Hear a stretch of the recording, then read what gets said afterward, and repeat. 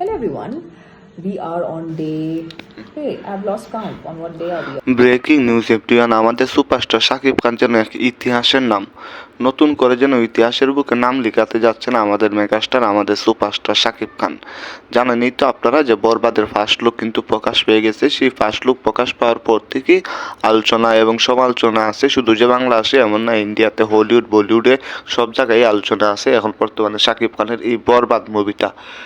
সব শেষে মুখ খুললেন বলিউডের অন্যতম জনপ্রিয় নায়িকা, আপনার আমার সবার প্রিয় বা ক্রাশ বলতে পারেন, Tamannaah Bhatia. That's the state I am in. I don't remember what day I am on, which is exactly what I wanted to be. While সেই হট গার্ল বা সুন্দরী নায়িকা তামান্না ভাটিয়া কিন্তু অবশেষে শাকিব খানের বরবাদ মুভির ফার্স্ট লুক দেখে মুখ খুললেন। তামান্না ভাটিয়া বলেন, আমি শাকিব খানকে চিনতাম না, কিন্তু ইউটিউবে, ফেসবুকে, টিকটকে সব জায়গাতে এখন শুধু শাকিব খান শাকিব খান শাকিব খান। তাই আমি শাকিব খান সম্পর্কে একটু সার্চ করলাম, খুঁজে নিলাম, দেখলাম যে বাংলাদেশের একজন সুপারস্টার, অনেক ভালো একজন নায়ক, অনেক সুদর্শন একজন নায়ক, খুব চমৎকার চমৎকার মুভি করে। এবং বরবাদটা দেখলাম, বরবাদে ফার্স্ট লুক, আশা করি যে বরবাদে ফার্স্ট লুক কাঁপিয়ে দিবে এই বিশ্ববাসীকে।